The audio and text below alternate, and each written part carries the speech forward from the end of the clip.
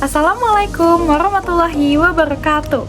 Halo teman-teman semua, kami dari kelompok 4 akan menjelaskan materi tentang kerjasama ekonomi Asia Pasifik atau APEC.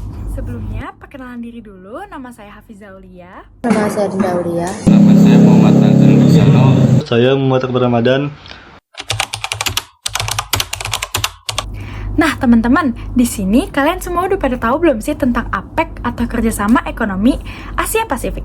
Nah jadi teman-teman, APEC ini adalah suatu forum ekonomi regional yang didirikan pada tahun 1989 untuk saling meningkatkan ketergantungan di kawasan Asia Pasifik. Ke-21 anggota APEC bertujuan untuk meningkatkan kesejahteraan yang lebih besar lagi untuk masyarakatnya di kawasan ini nih teman-teman. Dengan cara mendorong pertumbuhan yang seimbang, inklusif, berkelanjutan, inovatif, dan aman serta mempercepat integritas ekonomi regional.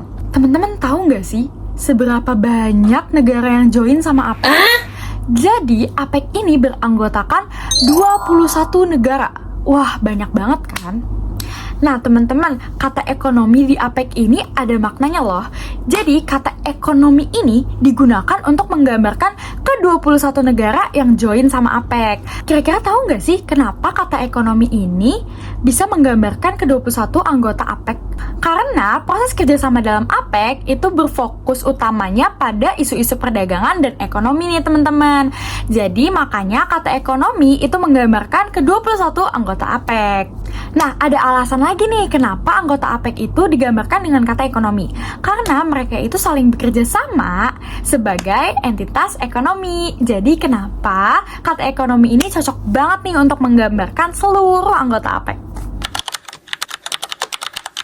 APEC terbentuk pada bulan November tahun 1989 di Canberra, Australia dan diinisiasi oleh Perdana Menteri Australia yang menjabat saat itu yang bernama Bob Hawke saat berpidato di Seoul, Korea Selatan pada tahun 1989 sebagai tanggapan terhadap pertumbuhan interdependensi ekonomi negara-negara Asia Pasifik dan lahirnya blok perdagangan lain di bagian-bagian lain dunia.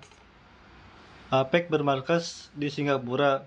Lalu APEC diakui sebagai forum tertua dan blok multilateral tingkat tertinggi di kawasan Asia Pasifik dan memberikan pengaruh global yang signifikan.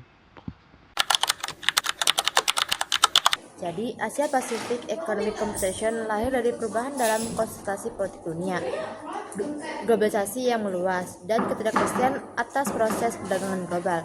Perekonomian di Asia Pasifik menjadi saling tergantung, mendorong kebutuhan akan kerjasama ekonomi. Dan sejarah Asia Pacific Economic Competition dimulai pada tahun 1989 dengan pendirian oleh Perdana Menteri Australia, yaitu Bob Hawke, yang ingin membangun kerjasama ekonomi yang efektif di Asia Pasifik. Pertemuan pertama di Canberra dihadiri oleh 12 negara dan membahas komitmen untuk pertemuan tahunan di masa depan. Dan pada tahun 1993, pertemuan pemimpin Asia Pacific Economic Competition dimulai di Pulau Blake membahas negosiasi Uruguay Round yang terhambat. Inisiatif di Bogor pada tahun 1994 memunculkan Bogor Goals untuk membuka perdagangan dan investasi di kawasan ini. Setelah kalian tahu tentang APEC, kalian tahu nggak sih tujuan dibentuknya APEC itu untuk apa sih? Nggak mungkin dong sebuah forum ekonomi regional dibuat dengan 21 negara yang join sama APEC tapi nggak ada tujuannya. Pasti ada dong. Jadi tujuan dibentuknya APEC ini adalah untuk meningkatkan pertumbuhan ekonomi di kawasan tersebut dan untuk mempromosikan perdagangan bebas nih teman-teman. Dan saya akan menjelaskan APEC itu masih ada atau enggak sih? Kalau masih ada, kenapa? Nah, jadi tuh APEC masih ada sampai sekarang dan masih eksis. Organisasi ini tetap menjadi salah satu forum kerjasama ekonomi paling penting di dunia, khususnya di kawasan Asia Pasifik. Tidak ada rencana atau upaya dari negara-negara anggota untuk membubarkannya. Justru sebaliknya, APEC terus memperluas cakupan isu-isu yang dibahas dan menyesuaikan diri dengan tantangan ekonomi global yang terus berubah. Dengan anggota yang mencakup negara-negara ekonomi besar seperti Amerika Serikat, Tiongkok, Jepang, Rusia, Kanada, Australia, Indonesia, dan lainnya. APEC masih memiliki posisi strategis dalam menjaga stabilitas, kemakmuran, dan pertumbuhan ekonomi di kawasan dan di dunia.